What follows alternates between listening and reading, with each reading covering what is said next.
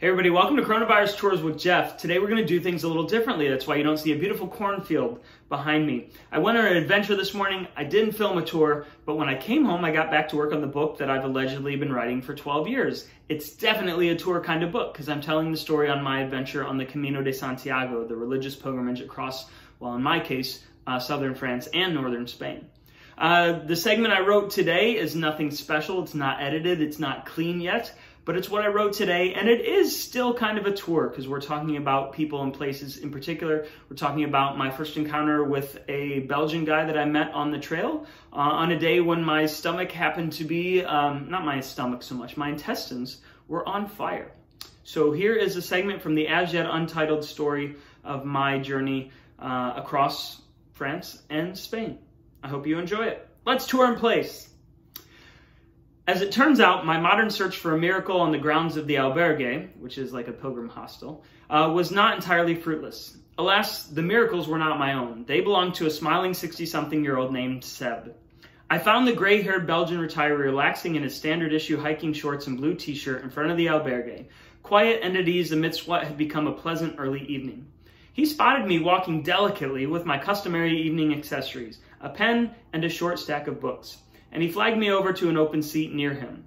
It wouldn't always be my instinct to accept such an invitation, given the cocktail of social anxieties which coursed through my system, but Seb, short for Sebastian, exuded a tranquil benevolence which instantly circumvented my flawed programming.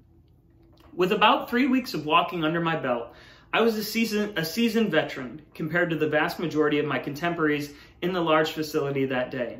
For most of them, Puente la Reina is where they rested their heads after their 4th or 5th day walking from Saint-Jean-Pied-de-Port in the Pyrenees, the starting point of the most popular pilgrim route, the Camino Frances.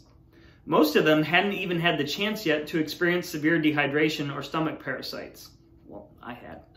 Their blisters were freshly formed and possibly distinct from their other blisters. This was not the case with my new Belgian friend. Seb had been walking for nearly 2.5 months, all the way from his native Antwerp. Although there is a Flemish tradition of pardoning a selected criminal or juvenile offender who completes the journey across Western Europe with a heavy pack, this was not Seb's backstory. Nor was he walking to cope with the great personal tragedy, as my previous retired companion Jean-Michel had been. Seb, he told me, was simply trying to make sense out of his life after retiring from one of the big oil companies. He knew what it had meant to be himself in the past. He wasn't sure what it would mean to be himself going forward. I knew the feeling. Our conversation eventually veered onto the subject of miracles. With a millennium of pilgrimage legends and wonders at our disposal, there was much to discuss.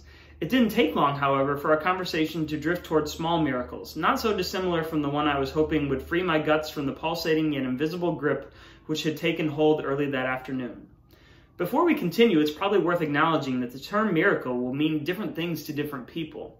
Some will use the word exclusively to categorize occurrences which they feel can only be attributed to divine intervention. Others might declare a miracle when an event simply crosses into the realm of the unusual or unanticipated. Regardless of whether divinity is required, miracles are most welcome events, which can occur on any and every scale. Maybe your sports team finally wins a championship, especially if your sports team happens to be the Cleveland Browns. Maybe your Savior turns water into wine or rises from the dead. Maybe a mystery force extinguishes the hellfire in your intestines after the mystery drops provided by a non-showering East German water technician on a sabbatical failed to address the problem. See what I mean? It's like they always say, one person's miracle is another person's Pepto-Bismol. Yeah, the whole part about that East German sabbatical, there's a story there. It's all in the book. If I ever finish it, you should read it.